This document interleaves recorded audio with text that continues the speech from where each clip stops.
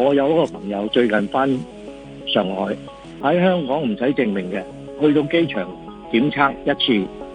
一個人嘅新車接送去酒店檢測一次，應該係一定要有專車可以得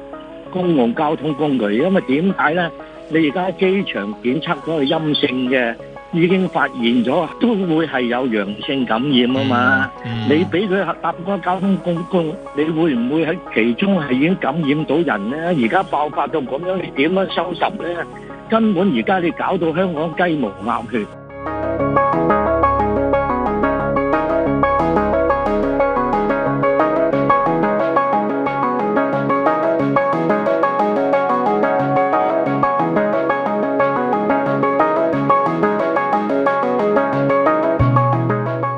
第四波啦，而家似乎一次比一次嚴重啊，而且一次比一次嗰個傳播率咧係高嘅，擴大咗呢個強制檢測嘅範圍，